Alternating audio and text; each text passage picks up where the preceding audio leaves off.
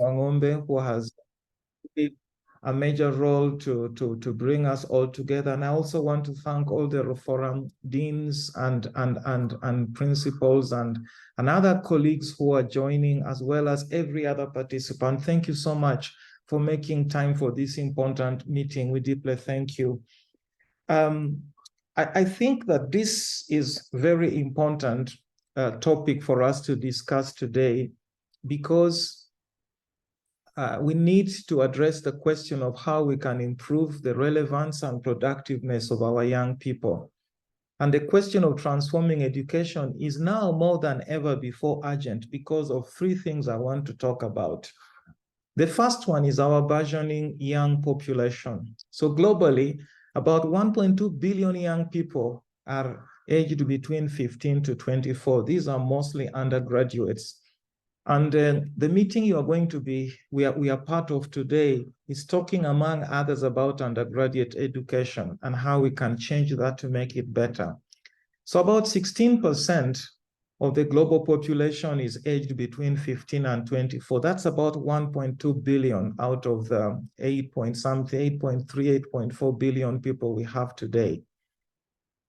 Out of this, roughly 1.1 billion people are aged between 15 to 29, and they live in Asia and the Pacific, and they're about 60% of the world's young population. So again, the fact that Asia Pacific is part of Asia and the Pacific is part of the focus of the activities of this conference, you can see why that is important. Now, when you compare, say, with the EU, about 16% of their population is under 29 years old. And when you compare that with Africa, 40% of Africa's population is 15 years or younger. And if you up the age to roughly 29, the number goes to about 70% of Africa's close to 1.2 billion people are actually young people. So Africa contributes to 25% of the global young population. Asia and the Pacific contribute 60%. So in total, 85% of this young population is literally coming from Africa and Asia. And then South America has about 106 million people who are aged between 15 and 24. This is Latin America and the Caribbean. I'm giving you these numbers so that you can see how the world has increasingly grown younger. And the world has increasingly grown younger because of another thing, issue number 2, which I want to talk about. It is the impact of the great acceleration, as the economists prefer to call it, a period during which the world has made major economic transformation since 1950s.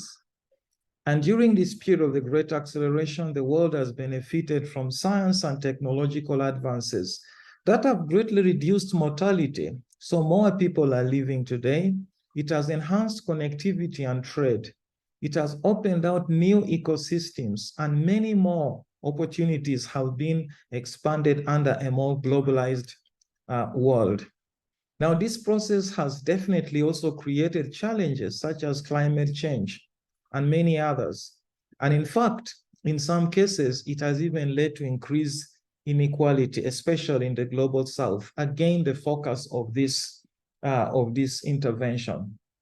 Moreover, many of the countries that we are focusing on and we are going to hear case studies for have been colonized before, and their education systems may have not been designed to fit the new context of the world under the great acceleration. Issue number 3 as I end is the whole problem of job and wealth creation. So if you have an increasingly younger world, you have a world that is being increasingly influenced by science and technology and global connectivity and becoming one village. You land into problem number 3 of jobs and wealth creation. So according to the World Economic Forum, more than half of the jobs that our young people will require by 2030 will need an understanding of digital technology. Moreover, the future of work, where people will be working in the coming 4 to 5 years and beyond, they don't paint a very welcome picture for our education system. For example, Africa can only create 1/3 of its 12 million jobs that are required annually. And this statistics is not very far from the rest of the developing world. They may be less than 1/3, but we are not doing well collectively.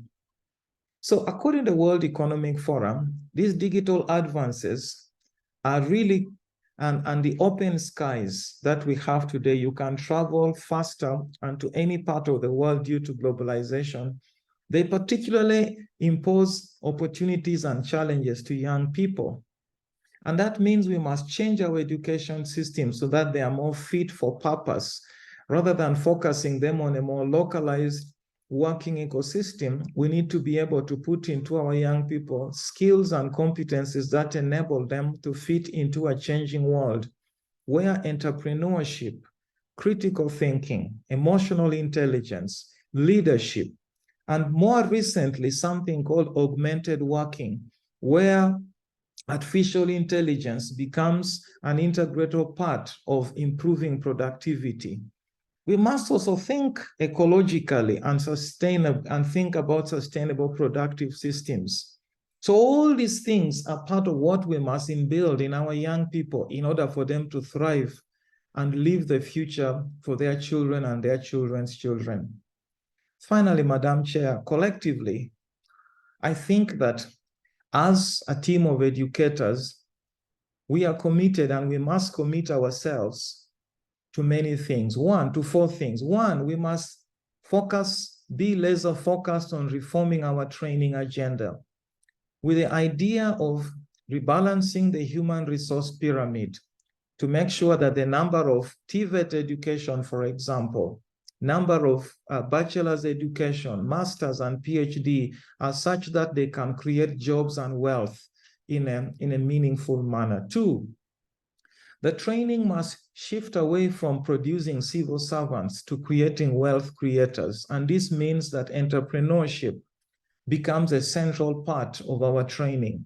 Business incubation and strategic partnerships with private sector and other actors is actually very important. 3, it's important that our training must enhance the creatives in our young people as the language is today. And that means our research for development training is essential so that our young people become wealth creators through innovative and creative thinking. But finally, no man or woman is an island. We need partnerships to scale and to create impact. Because to create impact requires convergence. It requires cost leverage. It requires learning. And the easiest way to learn is to learn from your friend's mistake. So globally, together we can learn from one another and help one another hold each other's hands to turn our education systems into an ecosystem that produces the young people in an inclusive and an educative manner suitable for the world they are already living in and the world that they are going to make. Madam Chair, I thank you and all the colleagues for listening to me. I submit. Thank you very much for your kind attention. Thank you so much, Professor Patrick Okori. I mean, as you were talking, I could pick, I'm writing, some of the keywords, that you were talking about. You are talking about also colonization of, the education in Africa, but you're also talking about job and wealth creation and the need, to have, digital technologies and things like that.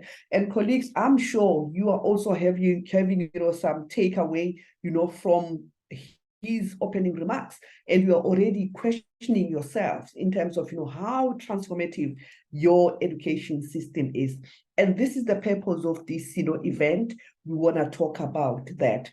Okay, without any waste of time, we just want to take stock of, who is joining us, our introductions. Ladies and gentlemen, I just want you to go to your chat box. There is a chat. Just type your name and also tell us where you are joining us from so that I'll be able to acknowledge you as we go along.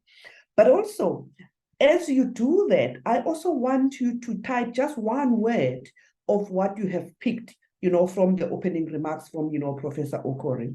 Okay, so let's go on your chat box. I want to acknowledge some of the people that are here, and just also indicate one word that, represent what you have heard, from Professor Okori. Thank you so much. Professor Okori is joining us from Uganda, from RUFORUM. We have Professor Yam Swanepoel. Thank you so much for joining in. We have Martina, who's actually joining us from Apari. Okay, we have, Lucy Chapita. Thank you so much. We have, Karim, who's joining us from Rome. Lucy is joining us from Malawi, the College of Agriculture. Thank you so much for joining. Keep it going, keep it going. We want to acknowledge you. We have, Samantha Ade from Western Cape, Department of Agriculture. Thank you so much for joining. We have Dr. Mary Orinda.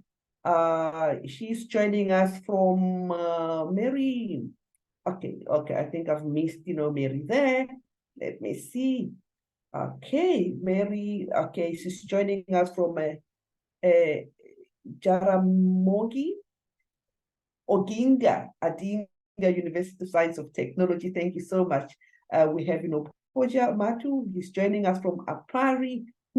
We have, Roger Ajal from Ghana. Thank you so much. But he's joining us from Ireland. Wow. We have a lot of representations here. We have, Professor Kimatu from southeastern Kenya, from Kenya. Thank you. We have Jim, who's joining us all the way from Costa Rica. Thank you so much, Jim, for joining. We have, Prof. Abubakar from Nigeria, Zaria. Thank you so much. We have, Prof. Achille from Benin. Thank you so much. We also have Joachim Weber. He's working from Hochschule. I think that sounds German. Okay, Hochschule, Wein, something. You can actually see that he's joining us from Germany, but he's working, also in the region. We have, Egerton University is represented, Professor Patient. Thank you so much. I also seen, let me see, we have, Dennis, who's joining us. We have, Lucy. We have, Magdalena Bloom. Thank you so much for joining. We will be acknowledging everyone as we go along. Or Oye Ayo, we can see you. I've seen people from South Africa as well joining in. Thank you so much. We'll be acknowledging you as we go along. Like what we have said, whenever you have some questions, feel free to use the chat box so that we can take, whatever questions you have. Thank you. Now, I'm going to call upon, Dr. Karim Hussein to actually tell us a bit more about this collective action that is actually bringing us together today. Dr. Karim, over to you. Thank you, Flami. And it's a pleasure to be here today on behalf of GFAR. I'm the strategic advisor in GFAR at the moment, and on behalf of GFAR and the executive secretary, who unfortunately could not participate today, I just want to make a few points in general about GFAR, and as we are the overall coordinator of the collective action on transforming higher education in agriculture. And I'd like to welcome all of our online participants, and looking forward to a dynamic and meaningful discussion today, which has been really well set off by our first speaker. GFAR, and which is becoming GFAiR in the near future, to reflect the centrality of equality and fairness in agri-food systems, is a global network of networks with more than 900 institutional members from 13 constituencies, from farmers' organizations to NGOs to research organizations and the regional research fora that have always been at the heart of GFAR, but also national agricultural research systems.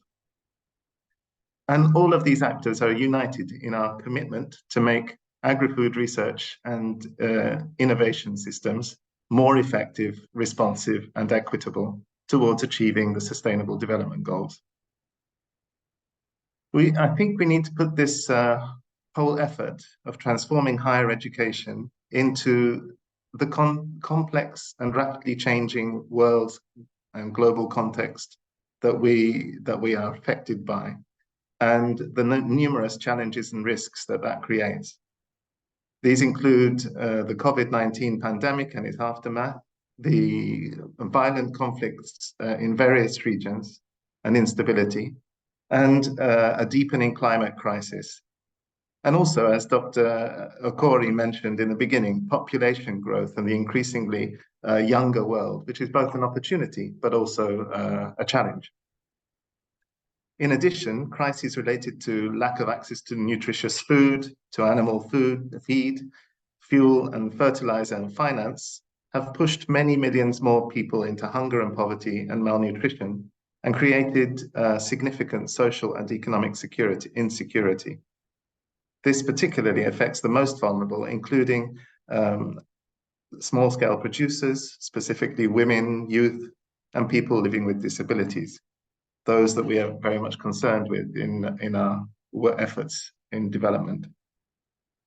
In this context, renewed systems of agricultural research and innovation are needed to respond to the challenges.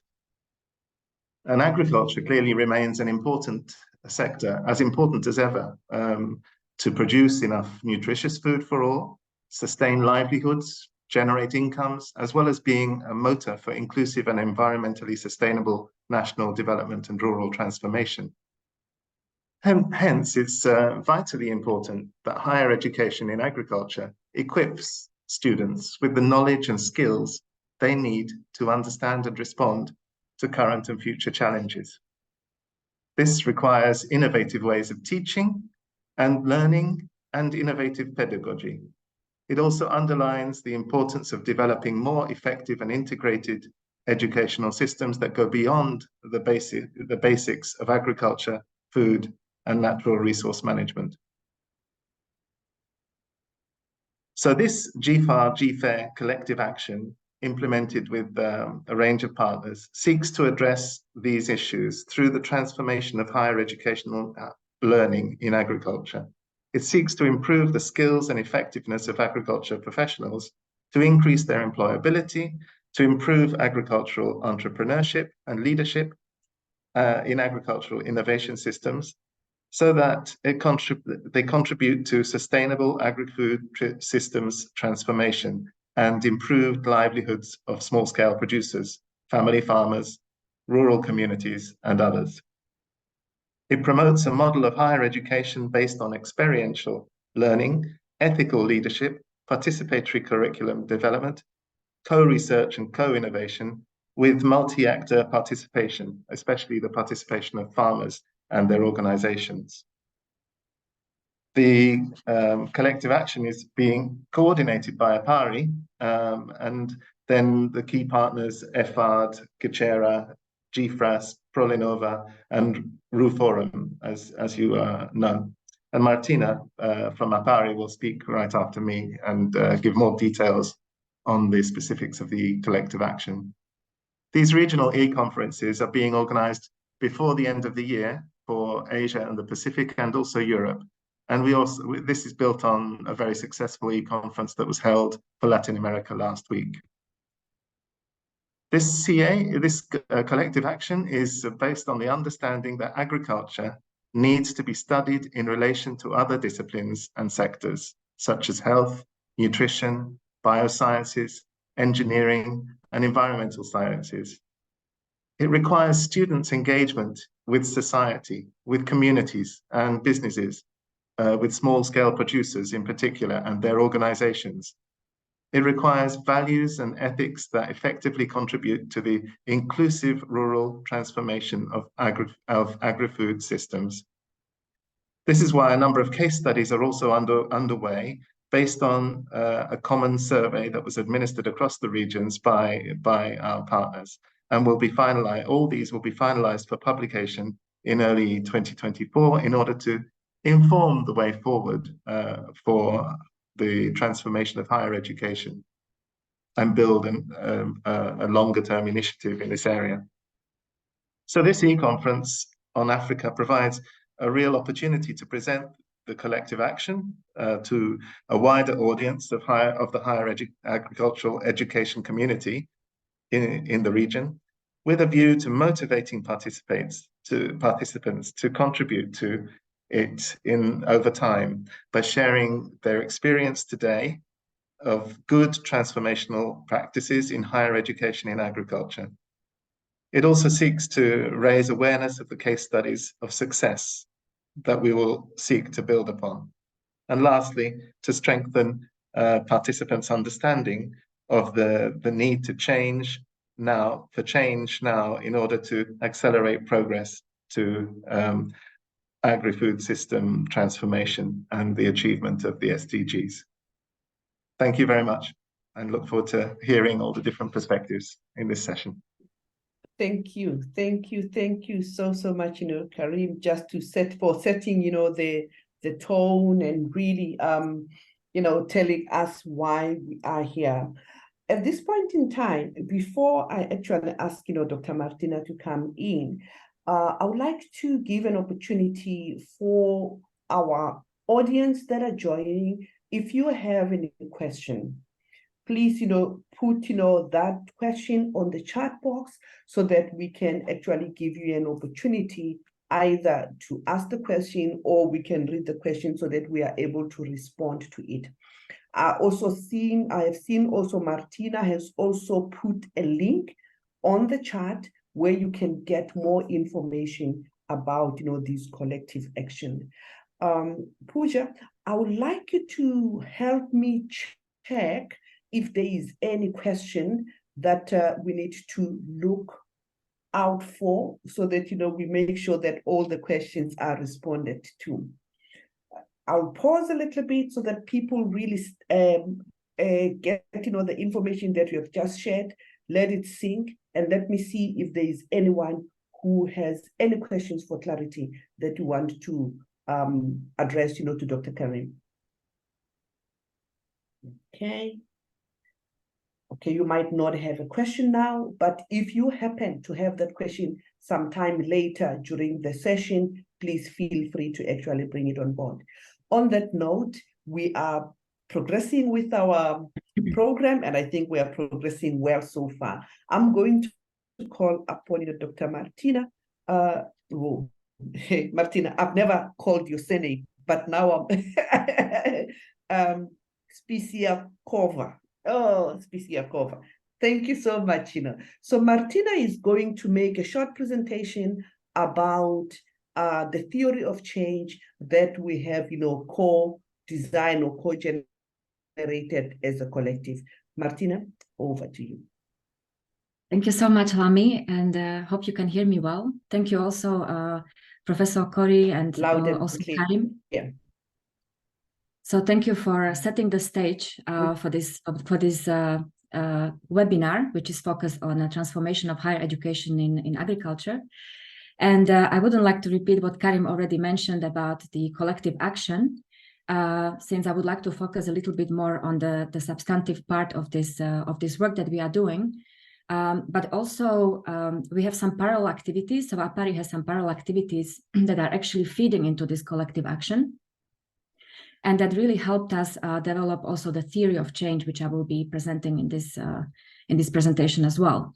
So first of all, I would like to just tell you a little bit about this working group that APARI started under the Tropical Agriculture Platform, which is also hosted by FAO. And this work that we are doing under the TAP, also RUFORUM is very familiar with this platform. We are working in complete synergy with this GFAR's collective action on transforming higher education. So whatever we do on higher education under the TAP is actually feeding into the collective action. And what we do under the collective action is feeding into our discussions under the TAP with various partners. So the objective, which is actually very common to both areas, or to both initiatives, is to explore and elaborate on the opportunities to promote institutional innovation in higher education, to build universities' capacities for impact and practice-oriented agriculture education, and also to provide substantive and evidence-based knowledge to feed into decision-making and policy-making to influence change. So this is based on the key principles that Karim already mentioned, on the integration of functional capacities or soft skills development into the education system, but also the whole agriculture innovation system perspective. And this working group, it actually started in Asia and the Pacific, so it was coordinated by APARI, but we expanded it and we made it actually interregional. So we are very happy that RUFORUM is participating. So we have representation from Africa, a representation from Europe, from Latin America, represented by GFAiR. Jim French is here on behalf of GFAiR as well in this meeting.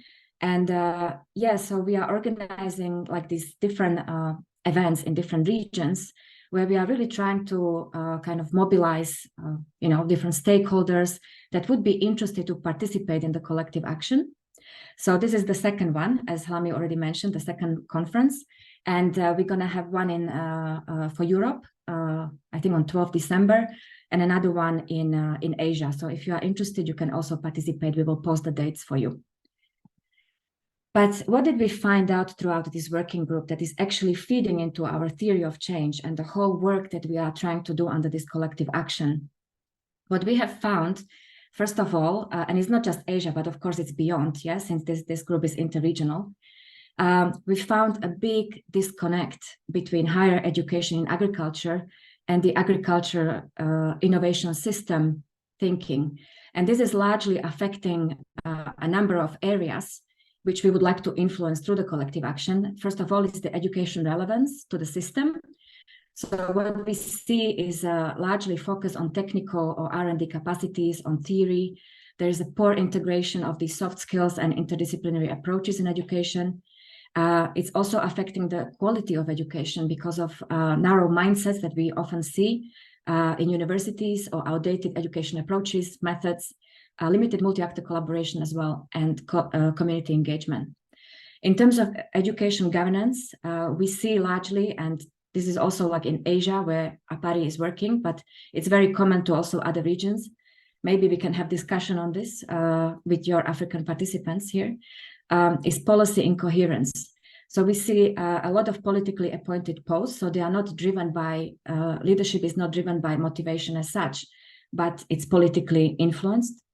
We also see differences in investment in universities. So for example, in India, we see 90% of public funding going to universities, while in Thailand, which I will use as an example, sees a reduction. And also there is a poor alignment with the sustainable development goals, which is actually visible through lack of reflection of universities on actually how they are contributing to them. So they are teaching about the SDGs, but there is a very limited kind of monitoring of how these universities are actually contributing to the goals. And I would like to use this Thailand example. So there is a big policy challenge at the moment. And our boss, Ravi Ketarpal, who is the executive secretary of APARI, he often uses this phrase that we need to see an opportunity in every calamity. And this is exactly what Thailand is now experiencing, because last year, the government announced that it will no longer fully fund Thai universities. So they need to work to generate their own funding. What does that mean? They need to be innovative to do that if they want to survive. So it's a challenge, but also an opportunity, for small universities to engage in collaborative partnerships, to really overcome that funding challenge and sustain themselves. So an example is Chulalongkorn University. APARI is based in Bangkok, so we work with this university. We work with other partners at the national level as well. So this particular university has multiple income streams, and this actually started before the policy was introduced. So they kind of already envisioned that this was coming. So they started, they build their own hospital, they have their own parking, shopping plazas, dormitories. So they are actually generating their own resources in addition to the education program. So there is this new way of thinking that I think is important for universities now to embrace. How do you bring university transformation and the change of curricula with these limited resources? under the working group, but also with our participants under the collective action that are actually the same. It also covers the 4 regions. Education transformation means developing researchers and professors with different mentality of how to create a different value, how to work in agriculture, how to innovate within the value chain system. So this is the definition that we came up with together.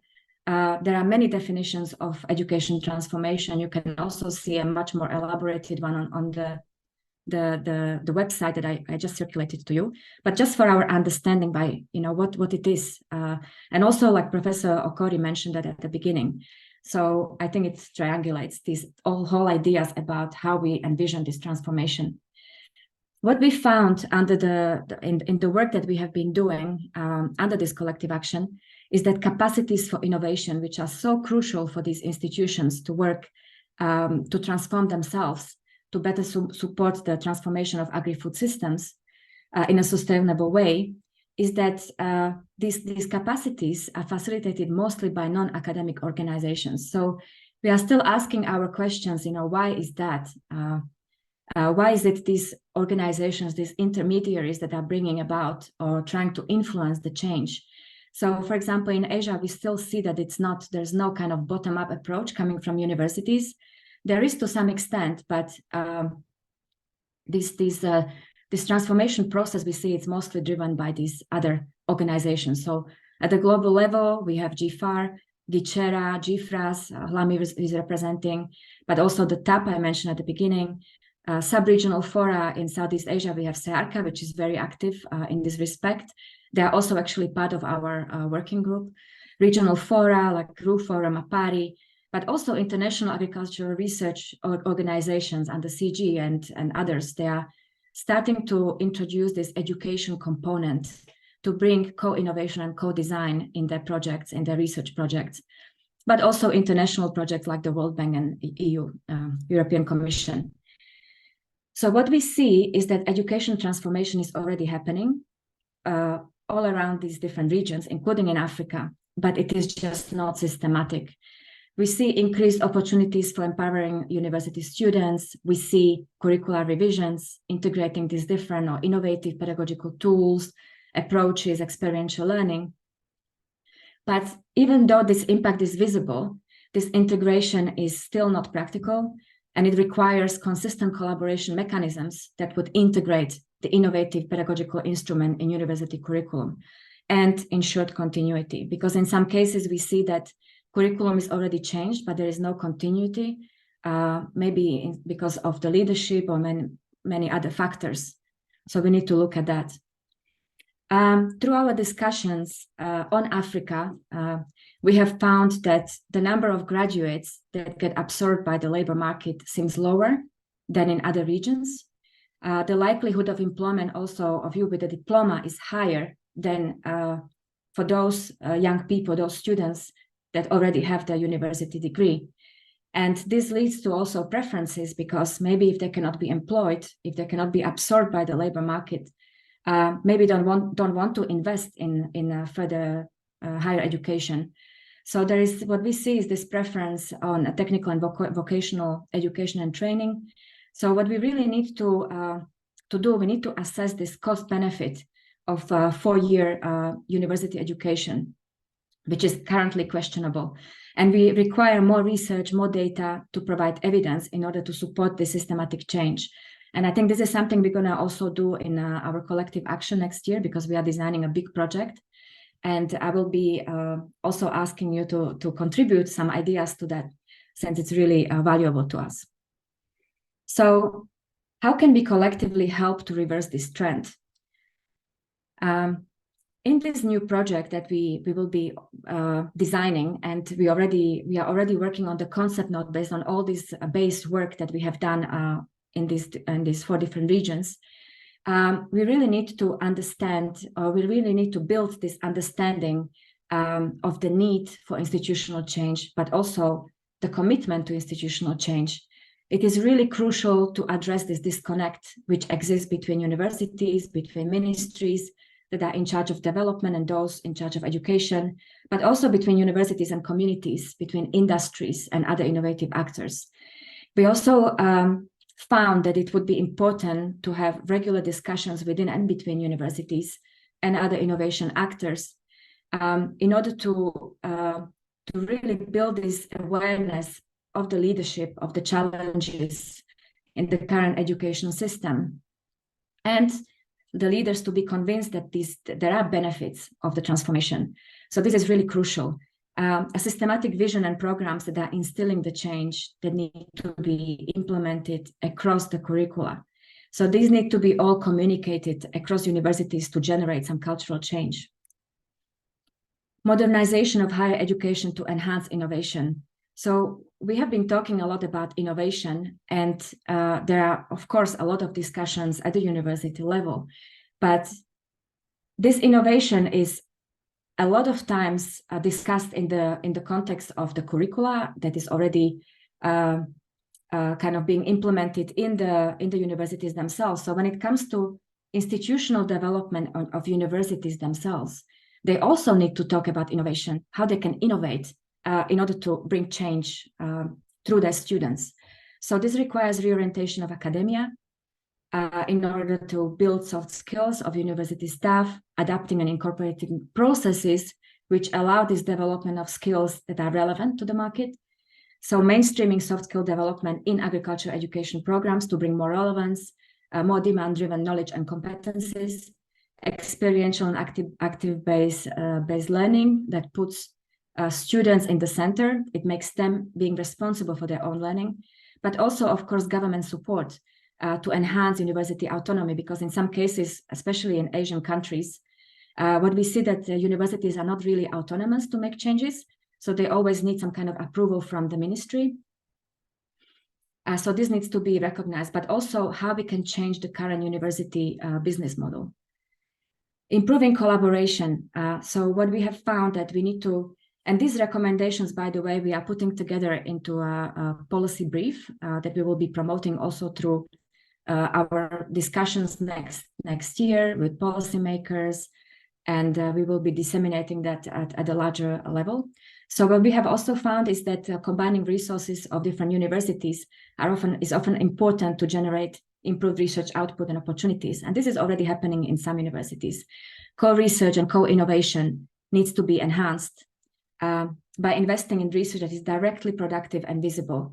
But at the same time, it integrates the issues of farmers and communities and really makes them in the center.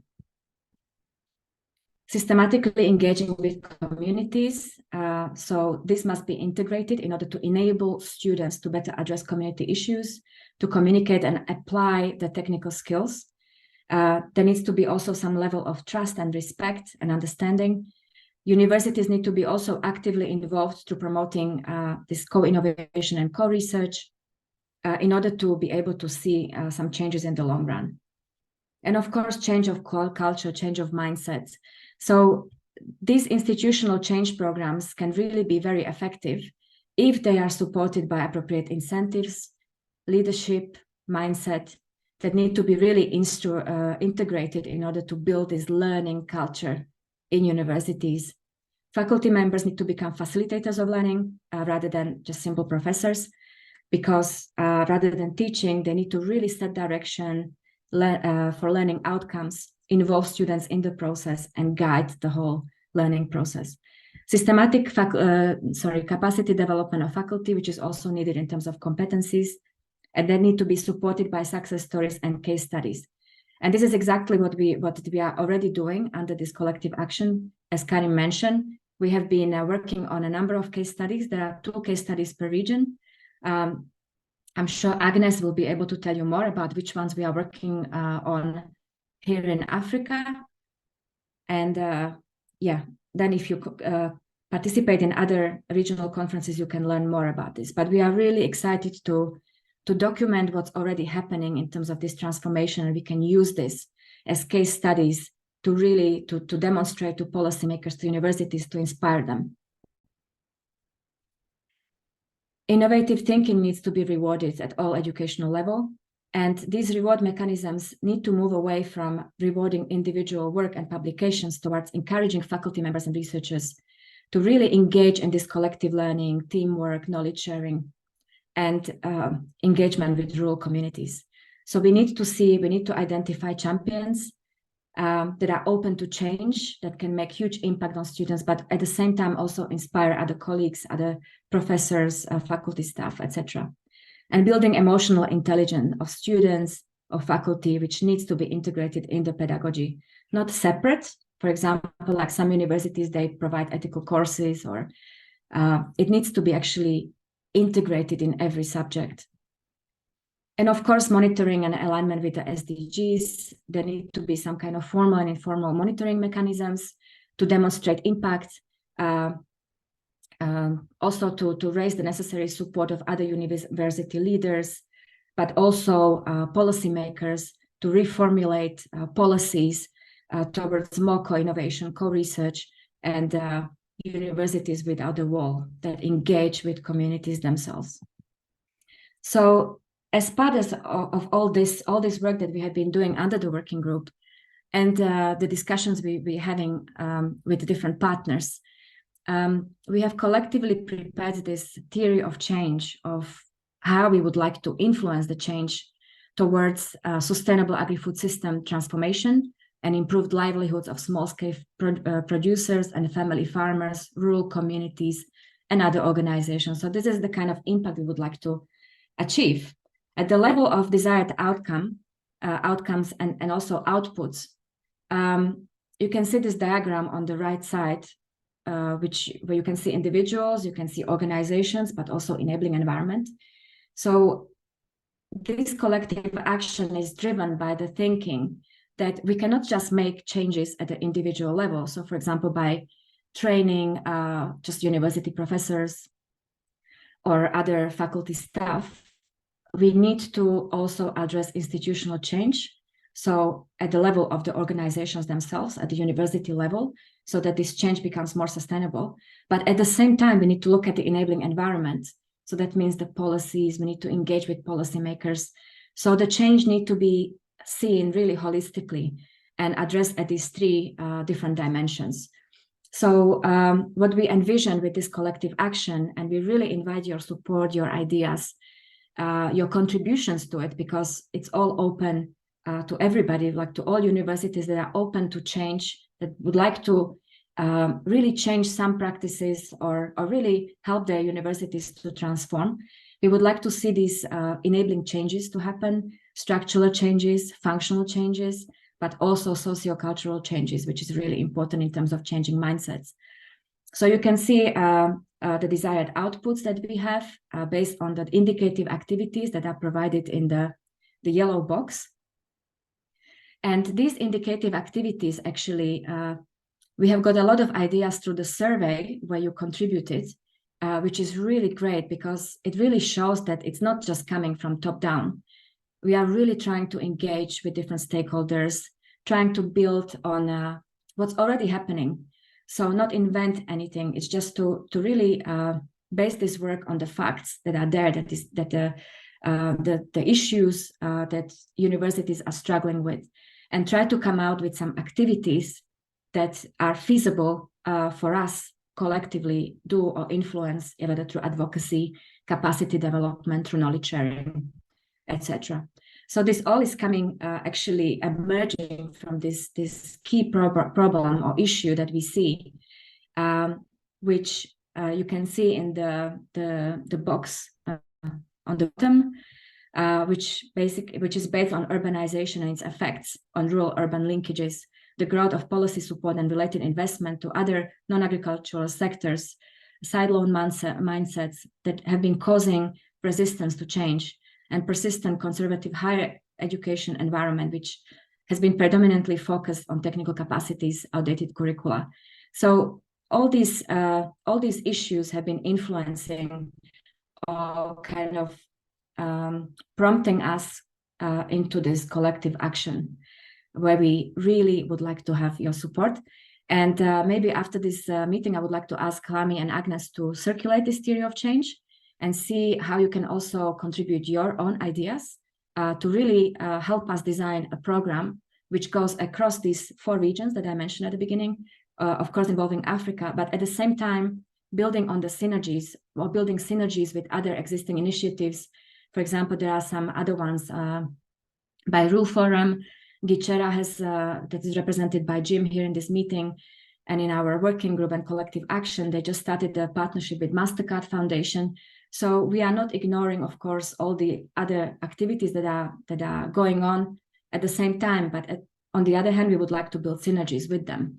So if you know such activities that maybe we don't know, it would be also nice to learn about them. You can also post them in the chat or anything that is relevant to this presentation. Thank you. Thank you so much, Martina, for giving us, that. I think it was a mouthful. I'm actually looking at the chat. But okay, so what I'm going to do, maybe just after the next session, I will have a maybe dedicated point where people can have, questions and comments in a much more, collaborated manner. Thank you so much for that. And obviously, we're going to share the presentation with our participants and also the theory of change, but also we will guide them nicely on how they can actually contribute, to the work. Thank you. When you were presenting, it was very, very interesting to say that not everything is doom and gloom. We do have, cases that are showing, the element of, transformation and things like that. And yes, we have, you have mentioned that, we will be working with, maybe about few cases from, Africa and other regions. And in Africa, we selected, 3 cases, one in East Africa and one in West Africa. And on that point, we actually invited, the 3 cases that has been selected so that we begin to talk to them a little bit to say, what is it that they are doing differently? What kind of, transformative, learning or transformative practices that they are engaging in? On that note, allow me, ladies and gentlemen, to call upon our 3 panelists. I would like them, to turn on their videos. The panelists we have, Professor Patience Mushenga. She's the dean from Egerton University in Kenya. Professor Mushenga, may you please, open your video so that we can see you. We also have Professor Achille Asogbajo from the University of Abomey Calavi in Benin. May you please, thank you so much for joining. We also have Professor Jan Willem Swanepoel. He's an associate professor from the University of Free State in South Africa. Professor Jan, Associate Professor Jan Swanepoel, may you please, open your video as well. Thank you so much for joining. And thank you for allowing us, as the collective action to actually use your universities as case studies to showcase that it is possible to have, some transformative, learning or transformative, education practices as we talk about. We know that your universities are not the only ones in Africa, but in the context of this project, we were asked to select 2 universities from each region, but we managed, Agnes and I managed to push, the 3rd one because we wanted, our region to be representative. For the colleagues that are joining, you might have, some innovative works also in your universities, but it's not selected. Bear with us as we go further, we will learn from there. We only needed a space to squeeze, 3 universities, and these are the 3 that we selected. Let me start by Professor Patience. I'm going to give you just a second just to introduce yourself so that people can hear that I'm not talking to a robot. Let me start with you. Professor Patience. Good afternoon, everybody. I'm happy to be here. My name is Patience Mushenga. I am the Dean Faculty of Agriculture at Egerton University, Kenya. Thank you. Thank you. And they say, in South Africa, we have it's an Afrikaans word that says local is lekker. So I will come to local is lekker. I'll go to, Professor Swanepoel. Over to you. Thank you, Dr. Slami. My name is Jan Swanepoel. I'm from the University of the Free State. I'm an associate professor at the Center for Sustainable Agriculture, and we are situated in the Department for Sustainable Food Systems and Development. Thank you for the opportunity to be here. Thank you so much, ladies and gentlemen. Let's fly all the way to Benin to welcome, Prof. Achille. Prof. Achille, over to you. Good afternoon, good evening, everyone. As you know, my name is Achille from Benin. I'm agronomist and forester as background, and a full professor of forestry at the Faculty of Agronomic Sciences of the University of Abomey-Calavi in Benin. I'm very pleased to be here for this session. Thank you. Thank you so much for joining us. I have a few questions that I would like to ask you, and we'll be, having a dialogue. And when I'm done, I'm going to open, our colleagues to also ask, some questions. My first question is that what are some of the transformative education practices that your institutions are implementing currently? Let's start by, Prof. Patience. We have several of these practices that we have in our institution, and I'm basing this from the programs that we have in the Faculty of Agriculture at Egerton University. I will begin by talking about our undergraduate programs. We borrow a lot from our history. We began as a farm school. And from there now, most of the programs were hands-on, and this is what we are basing on up to now. So most of our programs at the Faculty of Agriculture have a lot of experiential learning, and the students really have to work in the farms to either grow the crops or they have to manage the animals in the farm. And those who are in food processing, we have a processing plant, and they have to work there as they do their practicals and as they produce different kinds of products. Moving on, we also have a farm attachment program whereby the students are attached to farms and they work with the farmers. And here they work with the farmers for 2 to 3 months during their programs, so that they can be able to gain hands-on skills and experiences. Also, another thing that we've been able to introduce in our university is entrepreneurship. Entrepreneurship is embedded in the curricula for almost all the programs within the university. And here we are not just talking about teaching entrepreneurship, but we are also talking about enabling these students to be able to start and run their own enterprises. Therefore, we have started a fund scheme whereby we grant the students some seed money to be able to start and run their own enterprises. And of course, we are looking at the students working with the communities. And therefore, we have what we are calling agribusiness clinics. And here the students work with the communities. They try to identify problems within the farms or the enterprises that are close to us in the university. And they work together with the farmers or the enterprise owners to be able to solve those problems. Also, we have introduced what we are calling student challenges. And here, basically, we want the learning in the university to be more of a student-centered. And now that we are moving towards the competence-based curriculum in Kenya, we thought that we should do this early enough. And in here, we are talking about the students working with industry partners to identify the problems and solve those problems. I am now going to go to one of our postgraduate programs, which is the MSc in Agri-Enterprise Development. This program was initiated so that we can be able to have students who are going to be job creators. And we have 3 aspects in this program. Apart from the theory, these students who go through this program, they work with the farmers. They also deal with the industry partners in that they have roundtable meetings. They also have to start and run their own enterprises, and they are graded on the same. I'll leave it at that as I give a chance to the other colleagues. Thank you.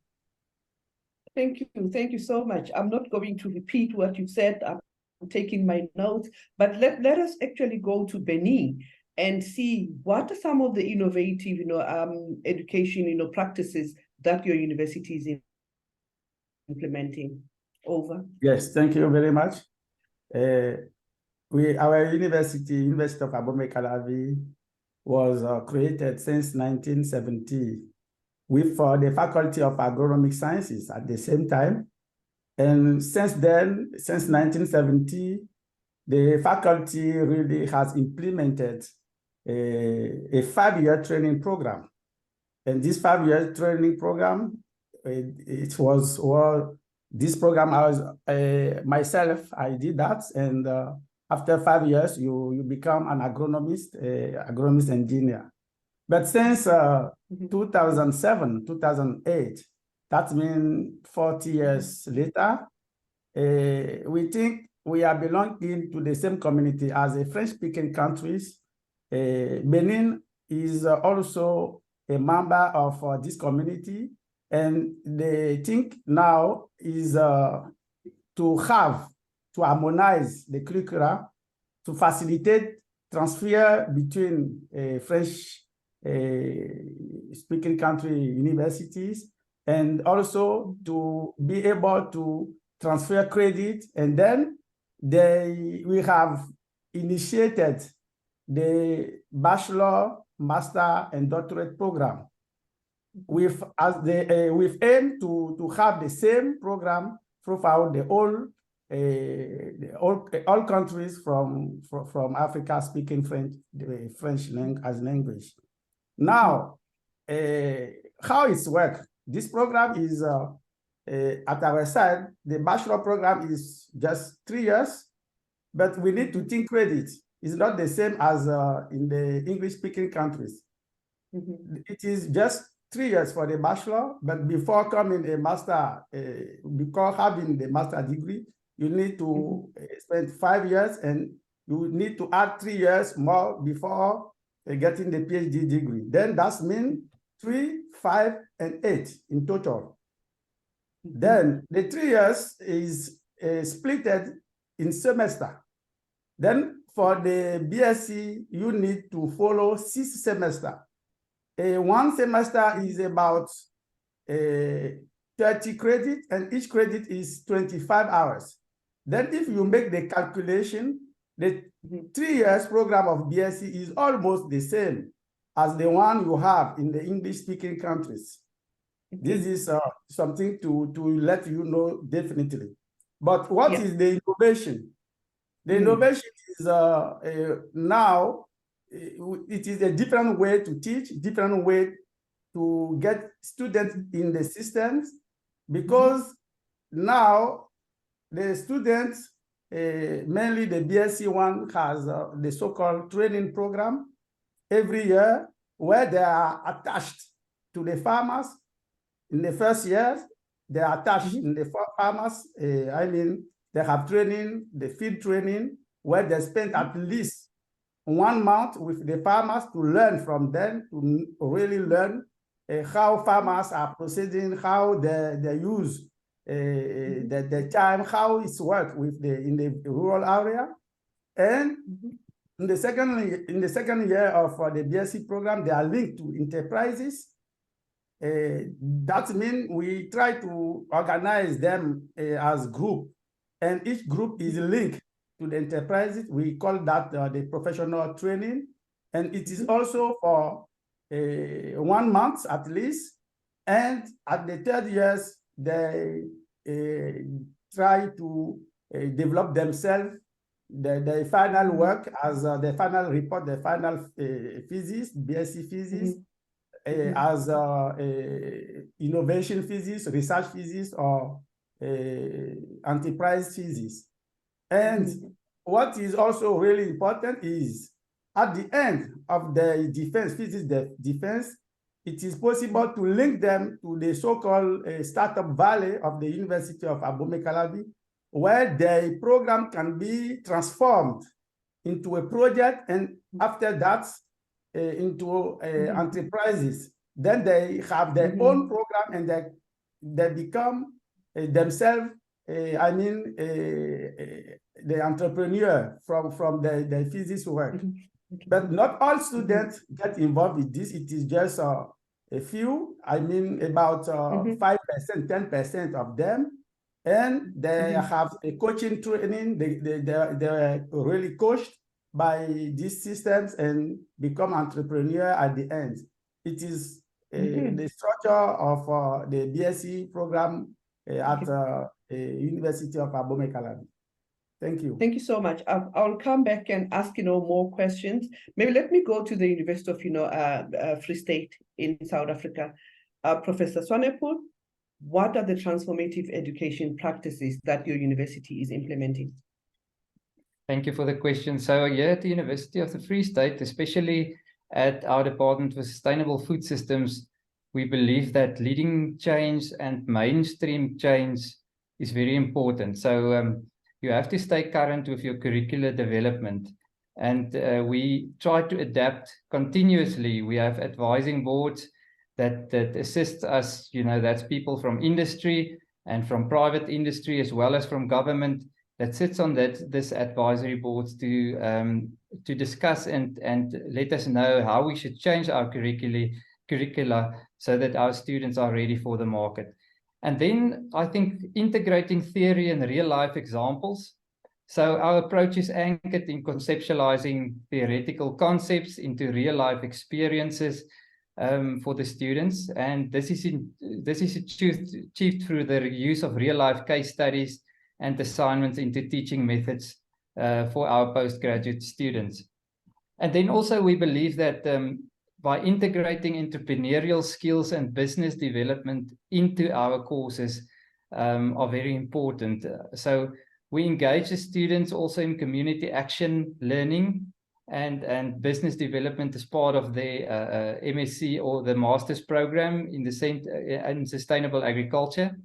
And that helps the students to develop practical skills and experience in working with communities to start businesses and so on. Then also, I think what the other panel members have not mentioned is strategic partnerships and leveraging from expertise from industry. We have strategic partners from private sector. We invite lecturers that's experts in their research, respective fields, to come and provide students also with valuable insights into real world practices and innovations. And then also we use our experimental farm to our advantage because we believe that practical experience are very, very important in transformative education practices. Thank you, Dr. Tlami. Hey, thank you so much. I'm picking, there are some synergies here and there. I'm picking, some of, the words. Experiential learning is coming out very strongly, on-farm experience, but also enterprise development. And I think these are some of the things that, our speakers, in terms of theory of change and opening remarks, were saying, attaching, students to on-farm entrepreneurship, linking with industry, but also, having, this constant, review of curriculum to stay relevant. Okay, so let me just, go back, to my questions. What are some of the factors, the key success factors that you will say, since you started implementing the way you are implementing, these are some of the successes that you can actually, brag about? Let me start with, Prof. Patience. What is it that we are bragging about to say, yes, you have seen some changes. You have seen that, these transformative practices does work. Prof? I think some of the success factors that we can be able to brag about. One of them is the establishment of the fund scheme. And here we started small in that we began with a fund of about 5,000 from a project. And we have been able to build on this. And now it is, we are almost at 70,000 USD. So this is something to brag about. And then the other one is institutionalization of entrepreneurship in the university. Hold on, Prof. Hold on, Prof. I want you to elaborate a little bit for our listeners. That scheme, what is it about? What do you do with that scheme, the fund scheme? The fund scheme is to assist students who are interested in entrepreneurship. We give them seed funding such that they can be able to start their own enterprises. But apart from the students who are interested in entrepreneurship, we have the master's students who are in the program Agri-Enterprise Development. For them, it is mandatory that they write their business proposal, we fund them, and we assess them on the same. So this fund scheme actually is to facilitate the students to start their own enterprises. And the other thing is institutionalization of entrepreneurship within the university. Initially, I think there were a lot of skeptics who were saying that actually students cannot be conducting their studies as well as maybe being involved in business. But right now, we are seeing that there has been a change in the attitude and in the mentality, in that the students have proved that they can really study and also run their own businesses. And through this, some of the students have been able to fund their own studies, and they have been able to employ other students within the university. And therefore, we find that as they employ other students, these other students are also able to pay for their subsistence and also take themselves through school.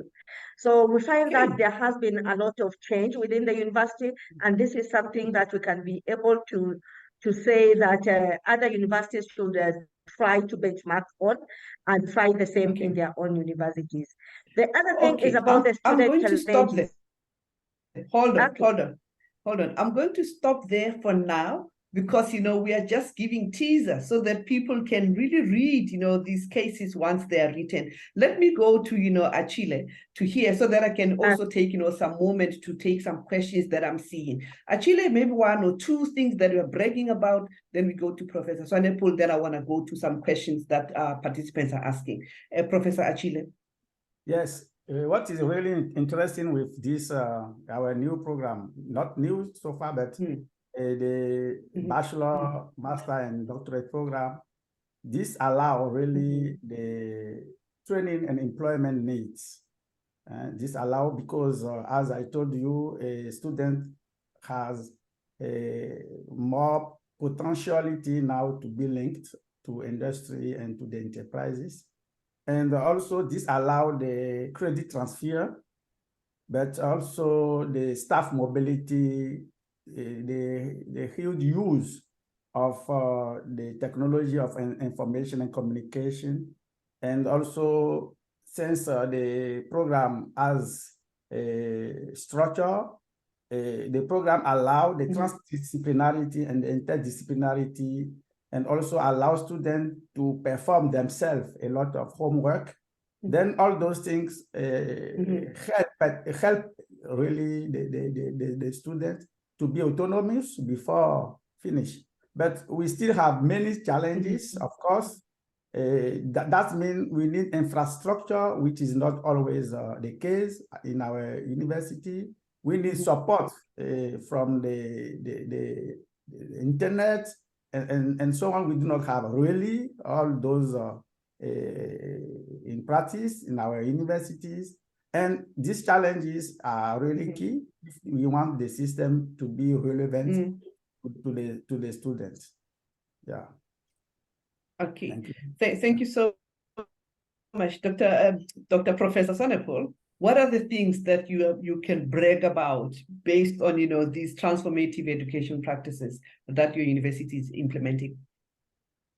Thank you. I think a few key things, is that we are student-centered. So our approach is very much hands-on, experiential learning and opportunity to apply their knowledge. But I think this derives from some of our projects that we are doing currently in our development section of our department.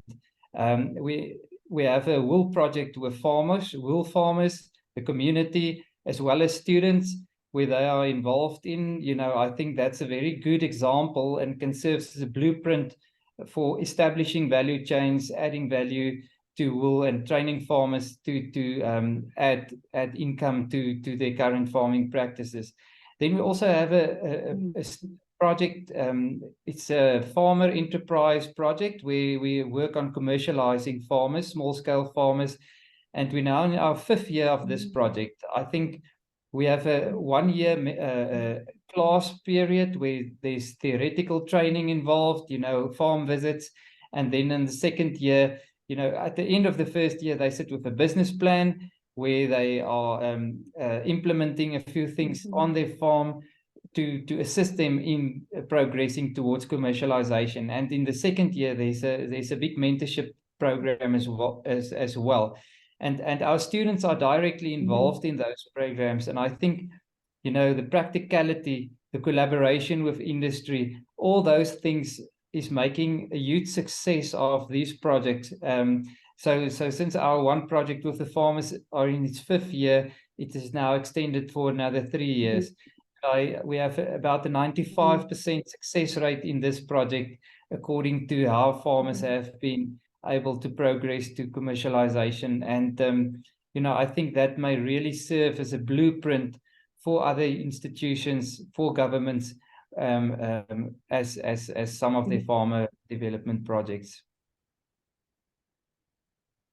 Okay, thank you so much. I know I had a lot of questions, but I want to go through the lines and see what are some of the questions that are coming. I see there is a question from, Prof. Yosfat Timatu. That question is going directly to Professor Patience. He's saying, thank you for the good work you are doing at Egerton. I would like to know, he's got a number of questions there, how you assess the students on attachment or on farm. That is question number 1. Question number 2, how have you digitalized farming? E.g., precision farming, farm management software to encourage youth into agriculture. I will give you an opportunity to respond to those 2 questions. Prof. Patience, how do you assess farmers on farm, and how have you digitalized, farming to attract, students? You are frozen. I don't see you. I don't hear you. Do you hear me now? I can hear you, yes. Okay, thank you. Maybe you have to turn off your video. You can turn off your video because you are freezing.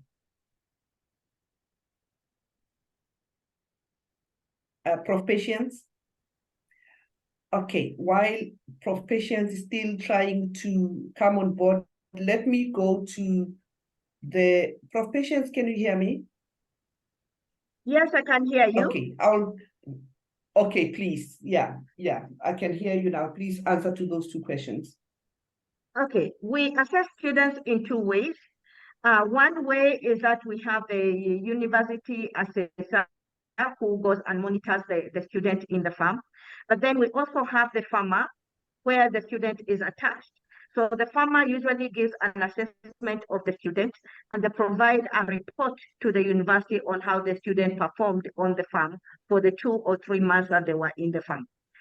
Then therefore, the other question on precision agriculture and agricultural software to be able to bring on board the youth in agriculture. What we have been able to do is that we have been able to link our students to the computer department, and they have been able to gain skills for them to be able to come up or to develop software. They have been able to develop software to link farmers to the markets. That is a marketing software. And also another software where farmers can be able to purchase inputs. And another software that is in dairy management, where farmers can be able to manage their dairy farms. So those are some of the examples of what we have been able to do as a university. Thank you. Okay, thank you so much. There's another question from Jim French. This question is directed to Professor Swanepoel. I would like to learn more about how you integrate entrepreneurship and enterprise development in the agriculture courses. How is this done? Do all agriculture students take courses in business or entrepreneurial courses? Do they have the opportunity to develop a business plan and an enterprise? I think you might have touched on these a little bit, but maybe now respond, to this question directly. How is that happening? Thank you, Prof. French. I appreciate your question. So I think with regards to enterprise and entrepreneurship, enterprise development and entrepreneurship, it's on different levels. So in our classes, especially our Masters in Sustainable Agriculture, the students are provided the opportunity to write a business plan of their choice. And that is part of their economics assignments, of the continuous assessments of their module. So that's the one section. So then we have Incubator Hub. Now that is where students that comes with entrepreneurial projects and ideas to go through the entrepreneurial hub where they get assistance. They get entrepreneurship training as well there. And we are working with conjunction with the Department of the Economics faculty with that, especially our business school. And then also we are busy establishing a research innovation commercialization hub, and that is where lecturers or researchers can commercialize their innovations, the products that they have developed, and so forth. And then on another level is where we work with our projects, especially our community projects, where we are developing new products and so forth, where we also have entrepreneurial training, where we add value to products, especially in our wool project and our grain project. We also have a soybean project, and all these are linked to entrepreneurship training, and that's on community level. Okay, let me put you on the spot, Professor Swanepoel. What can you learn from Professor Patient's initiative of establishing a fund, a fund scheme for students? Yes, I think that's very important to be able to do that. And I think that's where industry comes in, where you need to have buy-in from industry to raise funds for entrepreneurial hubs like that. And especially in our incubator hub, there is already funding that's been made available for students that presents with good business ideas. Okay, there's another question, I think, from Prof. Kimatu, also for you, Professor Swanepoel. How do you manage to get an inclusive advisory board to make your curriculum current in the midst of crowded university calendar? Thank you, Prof. Kimatu. Yes, now I know everybody is very busy, and the university calendar are very busy.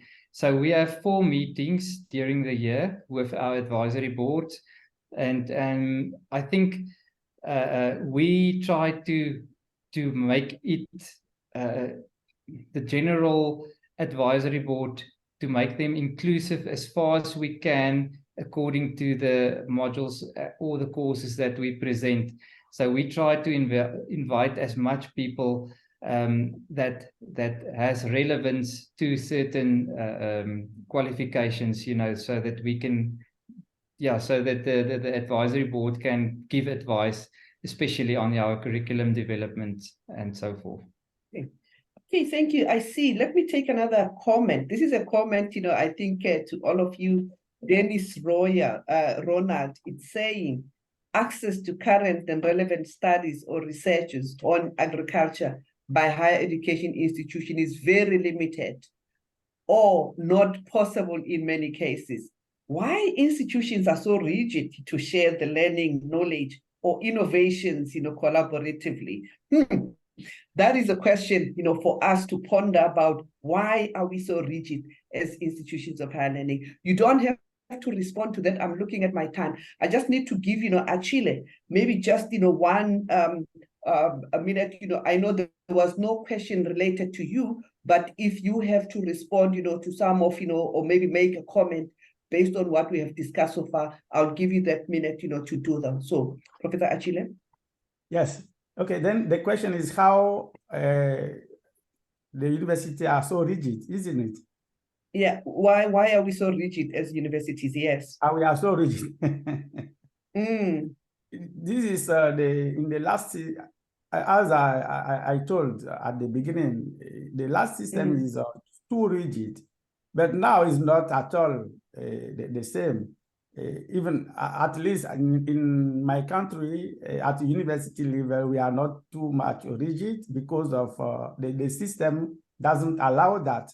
We need to have, we need to get involved students in the teaching activities, but also in the training through many practices we provide them with, through many case studies they should work on, and also through field visits.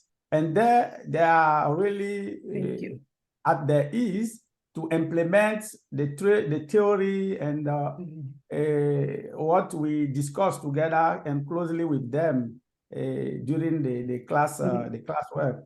And what is also interesting, as I told you, one credit at our site is 25 hours, but within these 25 hours for any given credit, we only have 15 hours of discussion with students. They have their own 10 hours to proceed with their homework, with the case studies, and work together with them through group exercises and so on. And also during the training, they are linked at least 1 month for to the enterprises or to the farmers. And at the end, they are also very free to introduce the application to the university foundation to become an entrepreneur based on what they have as idea. Then I don't really with our system that we are so much too much, but we are flexible. I can say. Thank you. Thank you so much. Thank you so much. I'm looking at my time. There is one burning question that I would allow, but in that time, let us transition. I want to thank you first because I won't talk to you again after responding to the question. After this session, I will want to call upon, Dr. Agnes Ngombe, who will give us, a little bit about, the survey that we have done. Thank you so much to my panelists. But Prof Mshenga, while I'm calling, Egi to come on board, there is a question. How is the university treating the intellectual property rights from the business ideas? And I think both you and, Prof Sanipul can respond to that. But, as you do that, please, Prof Agnes, be ready to take over with the survey. Very quick, Patience. We have developed guidelines that deal with the student ideas and the student enterprises within the university, but we also have a policy that has been developed by the university on intellectual property rights. It's domiciled in the division of research. Okay, Prof. Sanipur, how do you handle the issue of intellectual property rights? Yes, so we have a technology transfer office at our Department for Research and Development, and they have lawyers in place that assists with IP as well as the application for that and patents and so forth. So yeah, so we have that in place. I think it's very important to have that legal backing from a university to have that in place for protecting the property rights. Thank you so much. Thank you so much, for this I know it's not in sufficient time to cover everything, but we look forward to the write-up because we know those universities you're going to write up. I'm sure you're going to put some pictures and, we'll share more about what your universities are doing.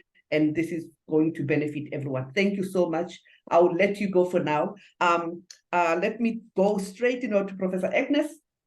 Professor Agnes Mwangombe. Yes, I'm there. What Agnes is going to do, I see your Zoom. I actually need to see your presentation instead of your Zoom. What Professor Agnes is going to do as part of this initiative, we did not only limit, to the 3 cases that we have presented now, but we also initiated a survey. So this survey was also getting more information about, issues around, collaborative, action, but, transformative practices on higher education. So let us see what are some of the results that we got, especially from Africa. Professor, over to you. Okay.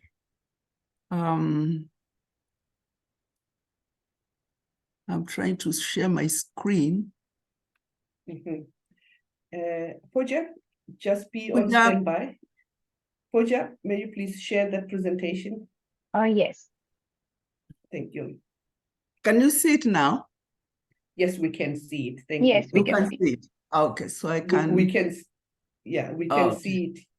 Just okay, thank you so much. This is not my work. It's collective, and more so, I would like to acknowledge the participants from Africa who responded, and that's how we have these results. For Africa, we targeted about 44 institutions, but we got 25. Prof, sorry, yes. Prof, sorry. May you please open your video so that people can see you are a person. Okay. It's not a robot that is. Yeah. Can I stop to share first and I get my video up? Just briefly. Okay. Yeah. Okay, sure. Thank you. I just didn't want... there are technologies here.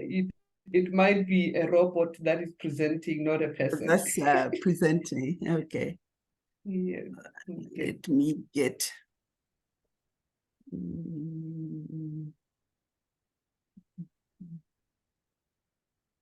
There we go. I believe now you can see me. Thank you. We can see you. Okay. Go ahead.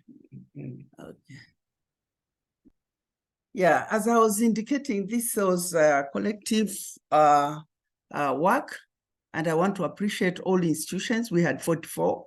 We targeted 44. 25 responded, and that gave us a response. I'm trying to move my slide. It's not moving. Okay.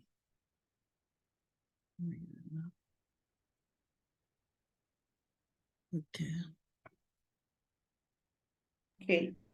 Stop sharing the slides, then let us. I think I'll stop sharing. Yeah, and we share from our end. Yeah. Can you please put up yours? Yeah, Pooja. The last version. Yeah. Pooja, do you want to do it, the or last you want version? Me to do yes, it? just give me 1 second, please. Okay. Okay. Pooja, you can do that give us just give us a minute. Thank you. But probably I can still be talking on that first slide. Yes, please. Okay. Yes, please. Because the representation, we got 57% respondents, and East Africa had 32%, Central Africa 16%, West Africa had 28%, Southern Africa had 24%. We didn't get any response from North Africa. And then you can go to slide number 3, please. And yes. And then for, we also looked at who are the respondents. This is not by choice. It is by virtue of the people holding the positions as deans or administrators. So it was not our choice. it is as the institutions are represented there. And so in the management level, we find that there were 92 males in there, and 8% were female. So in Africa, I like to put a word. I think we need to do something to see more ladies in these senior positions. That is as a by the way. We can move to the next. We also looked at how does your educational institution envisage and articulate its vision for the future. This is very important. And we got responses, which we clustered, and 44% in total apparently do not know. And that surprised me. So there is work apparently to be done. And then the others, yes, there's a large percentage of those who normally consult, or they use an integrated way on how to gather that information. So this also was very important, but that do not know, again, concerned us quite a bit, because at this level, we are talking of this transformation. Then we are at the level where we are looking at visions and so on, and somehow even managers at dean's level do not know. So that is something we can talk about. Can you move to the next one? How do we motivate youth and women into our programs? Now in here, we again tried to see what mechanisms are the different universities using to get the youth and of course the women in there. And it was impressive because 72% of those institutions which participated go to the catchment area. And what is the catchment area? That means we are interacting with high schools where that's the pipeline which we are trying to target to get the students into our particular degree programs. And then we have about 20% who do nothing. That is, you come in, we teach you. And then 8% who don't know what is to be done. Can you move to the next slide, please? Institutions seem to do this very differently in how they motivate the youth and women to join these agriculture programs. Remember, there was the catchment area, but some of them now couple that with scholarships, targeted scholarships. And we do know that in some, like sometimes we have an admission criteria where you have a few points lower to admit the female students. That was running even here in Kenya and gets applied. Or you get with the donor or other partners who will specifically indicate we are sponsoring female and so on. So that is another one. Then internships and placement, and also an enticement that when you come in, there's an opportunity. If you perform well, there is the graduate training and so on. And then 24% again do not know how to motivate the youth and women into. And then for affirmative action, there was nothing. I've lost you. Hello? Hello? No, we can hear you. We can hear you. Me, but Yes. I don't have any slides. I've lost the slides. Okay. Oh. I've lost the slides. Are not on. Pooja, what could your institution do differently? The slide is, the we are on slide 8. We can see the slide. Yeah. We can see the slides. Yeah. I'm controlling them from my end. Yeah. Mm-hmm. How we wanted to know what innovative educational practices the different institutions are applying. And in here, we again clustered them as based on your responses. There was experiential learning supported by institutions that was up to 40%. And I'm glad that the previous speakers were speaking to that. Then farm-based learning, then 36% do not know. And that's quite a good percentage in the respondents. And then, of course, there was, during the COVID time, there was the issue where we are now having online, hybrid, the virtual learning. And the challenges, of course, which have confronted programs like ours is the fact that are we sacrificing experiential learning? But I'm glad now we are back to normal. Can you move to the next slide, please? We wanted also to get a definition on these transformational changes. How do we define it? Then this is how we clustered. Apparently, we are revising or recasting new curriculum. So curricular change is an ongoing process and is 72% of that. Then 20% integration. They are using different ways of doing, not just curriculum review. How are we engaging post-curriculum?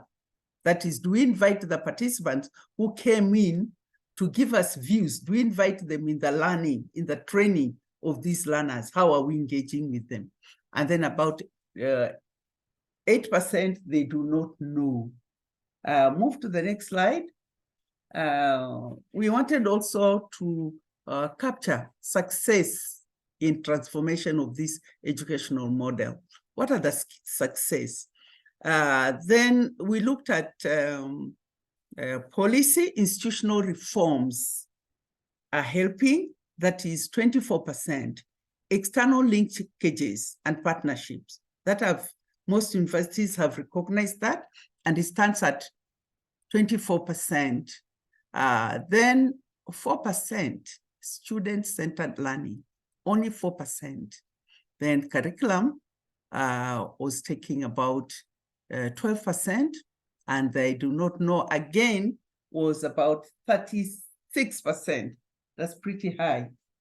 What are the key factors underlining success? This successful introduction of the changes. And here,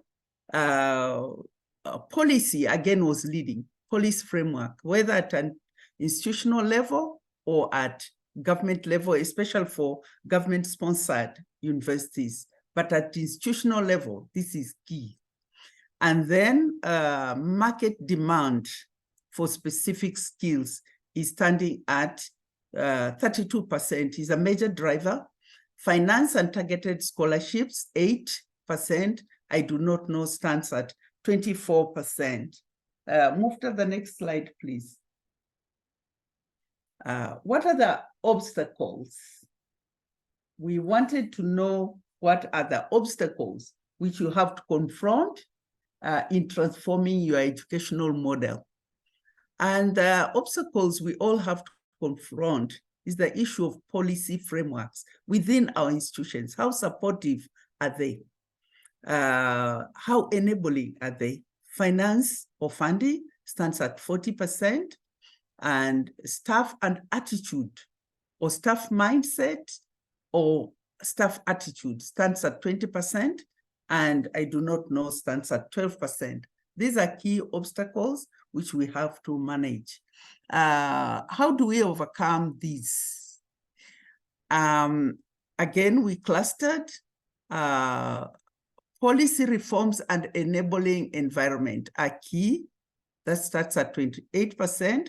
Retooling of staff. Now, in the retooling, especially when we have retiring staff, how are universities reorganizing themselves that they are not hiring the one who left, that they are hiring somebody who is going to respond to the new changes we are looking for? That's also at the staffing level. Then I do not know comes again a good percentage, 28%. Can you move to the next one kindly? Reasons behind the introduction of transformational efforts within our institutions. The largest reason was institutional reforms. That stood at 56%. Pressure to work, yes, to work both at the university as well as to have an opportunity to work in another institution if we are in partnership. Just as we get people coming to work in a university as we are training, maybe it also gives us an opportunity to go and work in industry and also gain more or new skills. It stands at 4%. Student demands, 16%. Inspiring is at 16%. Educational policy change at national level is 4%, and also another percent not quite clear at 4%. Move to the next one. Institutional processes that support curricular review. What processes that support this? How long? This is a major issue in our universities. How long does it take us to get a new curriculum through? How supportive is our own institution? You at the faculty level, you want to make a change, but there's a process you go through. Now, it takes about a year, 16%. Over a year, that means it's long. 60% of the respondents indicated you can't get a curriculum through unless it's over a year. However, we had 20% who take a few months, and then about a year, 4%. Move to the next. And then we also wanted to get some, comments on this particular component. And the comments we got from the different staff indicate about 40% were able to comment either on policy or other components, 32%, 12% did not know, 16% made some comments on what is actually going on. Move to the next one. Institutional reward system. This is a major thing which is affecting. And there was a last question which was asked. As I end, I'll still ask the moderator to allow me to comment. The question which came from Dr. Mary Orinda, which was asking about how do we share these innovations or whatever people are coming up with in the university. It's a major issue. So what is our reward system? Under normal circumstances, is based on number of publications. How many publications are you making? That determines your upward mobility. Then we have the number of graduate students you are training.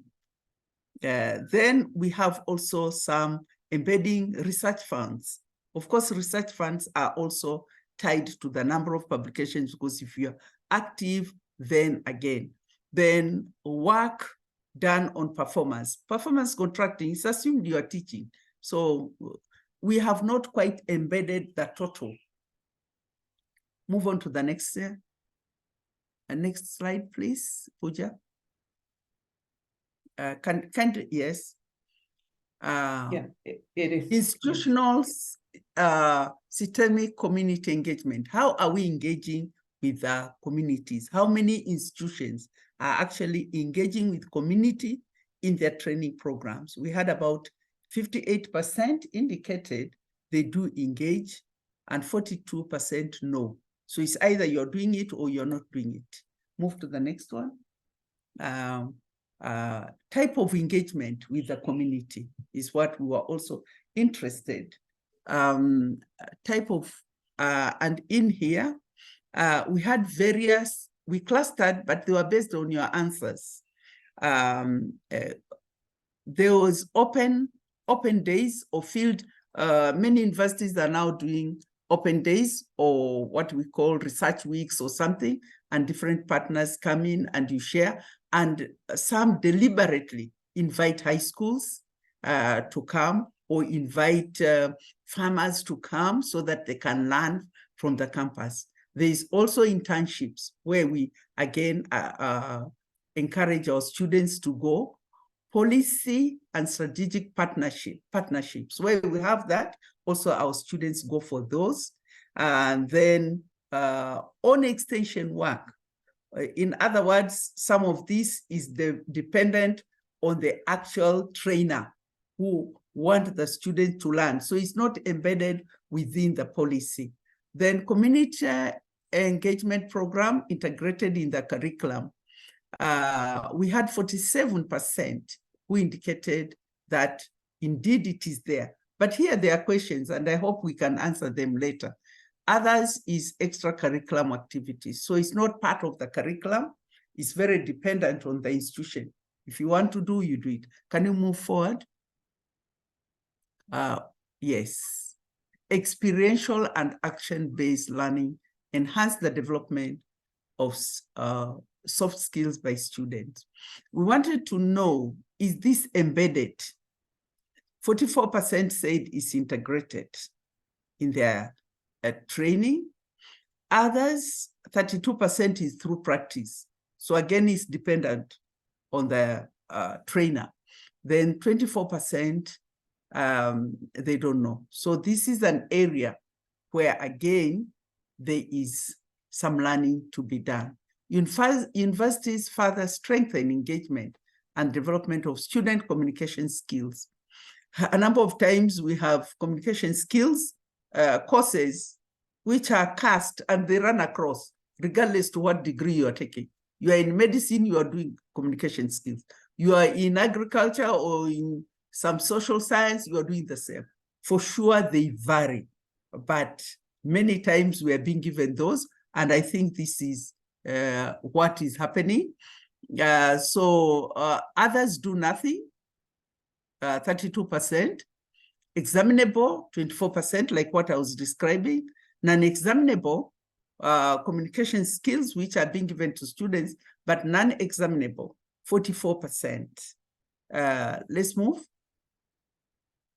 Move to the next slide, kindly. What are the role of non-academic? Yeah, this is a new slide. Yes, what are the role of non-academic institutions and actors in the education transformation? This is what we are talking. Yes, we are training the students, but how are we linking up with those others who are supposed to be partners in this training program? And most of the engagement, apparently, is at curriculum reform. When we are reforming, indeed, we reach out. Then internships stands at 41%. Then some universities also conduct mentorship or seminars where they invite the non-academic actors into the institution, and that stands at 18%. Move to the next one, please. What are the linkages? Do we have linkages between academic and non-academic to be further strengthened? How do we do it?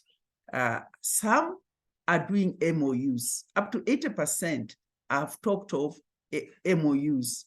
Others, 4% is finance, 16% nothing. So there's policy, there's finance. Move to the next one. Kindly, yes. Then we have the non-credit bearing training programs. There are many online. There is the MOOCs. How are we engaging our students to benefit from these programs while they are training? Now, 80% there is positive. They would like to engage, but about 16% is not acceptable by learners or even institutions, because sometimes the programs are so tight and the students feel, or even the learners, they don't want to start encouraging those outside because they feel there's a curriculum to be delivered. And then there was no response from 4%. Move to the next one, please. Higher education can be systematically more connected to extension and also advisor services as well as farmers. How are we doing this? We looked at what answers were given. There was the policy, there was the curriculum review. We thought finance, which featured earlier, would have featured here, but apparently it wasn't picked as an issue. So the responses, curricular review, 52%, policy reforms, 28%. Finance, again, as I say, was in the previous, because some of these are lead questions, but was never picked. And I do not know about 20%. The next slide, please. To what extent is the education transformation supported by your current leadership in here? 56% indicated the leaders highly support this, 56%. Then there was the high, 16%, moderate to little, 24%, and not at all. There are some institutions where this is not kind of supported, 4%. Let's move to the next, where we are looking at the leadership. What are the qualities? Top 3 characteristics of leaders in your institution. We again clustered them based on what you gave: visionary, dynamic, pragmatic, innovative, motivational, ethical. That took 36%. Others, like teaching, supporting teaching, and so on, took 32%. But that's not the role for the leader. They're supposed to be up there. And then others, nothing. They didn't see anything in their leaders, 32%. That's very serious. Move to the next one, please. Kindly, yes. Current level of leadership commitment to transform our education system. The current level, policy, because we start at that level, policy is around 16%. Human resource, where institutions are dealing with the issue of human resource is 44%. Finance, 12%. And then other aspects are taking 28%. Let's move to the next. Farmers and their organizations invited, are they invited to participate in the leadership of your institutions? Okay. I think I liked the answer from Free State University. 46% yes is a yes, but more than 50%, these are not invited into the leadership. It's like it's not their business. Move to the next one. So how are we going to work together? Next slide, please. If yes, we asked those who said yes, can they elaborate? How are we engaging with these external partners? Again, it goes back to curricular reform, 55%, program or project implementation at 27%, internships for experiential learning are now around 9%, no response, about 9%. Next, please, kindly. Institutions mobilizing resources. And here we are specific on human and financial to successfully implement transformational efforts. And let's go to the answers we got. In terms of finances, through internship, 52%. Again, fees, 24%. And others do nothing. When we came to, we were very specific. We were saying, yes, finances will do it. How about human resource? No university which responded. So like human resource was a key factor, yet it is. Let's move to the next one. Next slide, yes. Source of funding. Our source of funding, most institutions are government sponsored. So government took the better chunk of it, and then where government and other partners, that took the better chunk, and then where they're just being solely funded by government, a smaller percentage, other partners, smaller percentage, and then also a small percent where they get no other funding. They are trying to make do with either fees or so. Just move to the next one. We also want to know all these things we are doing. We have the national frameworks we adhere to, but we also have the Agenda 2063 for Africa, and then we have the global SDGs. So we are interested as institutions, and you know where you fit in as in your agriculture training as far as SDGs are concerned. So have your institutions aligned our education strategies with the SDGs? Then aligned, we integrated, we had 68%, not aligned 20%, and those who are doing nothing, 12%. These are responses we got, and they are summaries from your side. Move to the next one, maybe it's the last. Yes. How do we monitor? How do we monitor and assess our contributions to that? Is reports, usually to the parent ministry or to a designated office within a country. That took 64%. Others who are doing nothing, 28%. Those who said nothing, this, like some people said, we don't understand this is SDGs relevance to our training, about 8%. And that is serious because we are talking of, we are training a graduate to fit in that world outside there. Move to the next one, please. A big thank you to all of you for being here with us in this interaction. Thank you so much. Thank you so much, Prof. That was really, really insightful. Thank you so much. Ladies and gentlemen, I'm looking at my time. I just want to steal maybe 2 or 3 minutes of your time so that, we can be able, to close the session together. I just want to go back, to some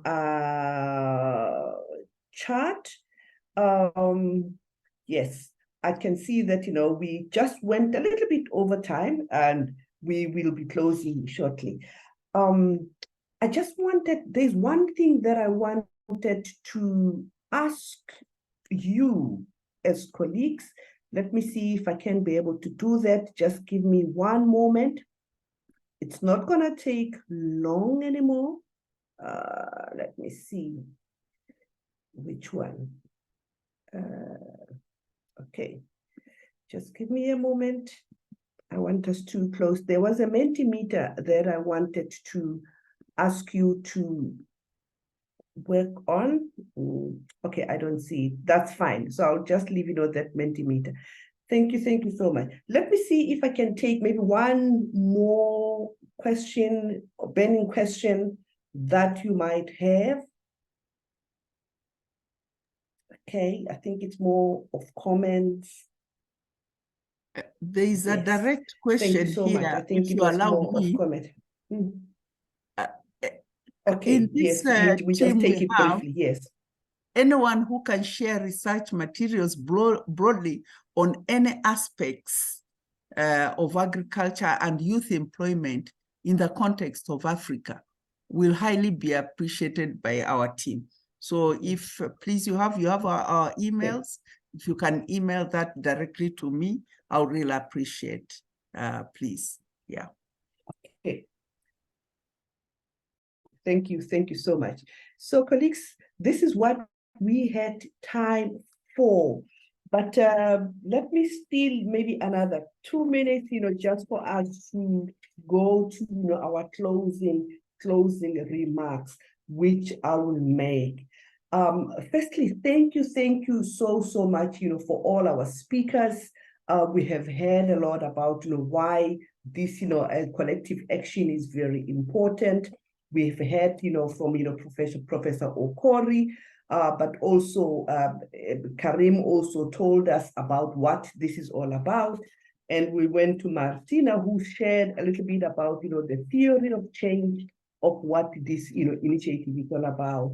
And from there, we know that, we have selected, 3 cases that will be showcased together with other cases from other regions, and those cases were the case from, University of Free State, the University of Egerton, and the University in Benin. You have heard a little bit about what they have to share, and that will form the basis, of, their case, elaboration and things like that. And then we also heard from, Prof, who was sharing about the survey that we sent, that we can actually, we got a little bit of, what is happening in the region. And surely we will agree that, with 25, respondents, it's really not, representative enough, but it does give us a sense of, what people are talking about. You might be asking yourselves, what then from here? Where do we go from here? If you allow, we will keep you on, our list of, people that will keep on updating. Surely we'll be, having, immediate next steps, to write, those cases, and we will keep on, updating on how this work is actually working. Yeah. So on that note, ladies and gentlemen, I want to thank you, everybody, for participating. We're going to share the presentations with you. We are also going to share the audio recording so that you keep it and we continue to engage. And we'll also guide you further on how to engage further on this work. Thank you, colleagues, for joining us. And apologies for taking 7 minutes of your time beyond what we have committed to use. Thank you so much, and thank you to all my speakers and the participants. Thank you. I declare the meeting, closed, and we'll stop the recording. Oh, maybe we can take a group picture before we go. May you please, turn on your videos before you go, please. All your videos on, please. We can take a group picture. All your videos on, yes. Okay. Let's get all the videos on. We do the group picture. Okay. Okay, who's taking the group picture? It's me. Okay, so I see the video. Thank you so much. Okay, some people are still turning on the videos. Yes. Okay. Some people not yet. Thank you. Dennis, we'd like to see you. Not yet. Okona. Okay, thank you. Okay. Thank you so much. Thank you. Okay. Good. Thank you so much. Thank you so much to all of you. Oh, yes. Thank you so much. Thank you, everybody. Thank you, everybody. Thank you. Bye-bye. I truly appreciate it. Thank you. Thank you.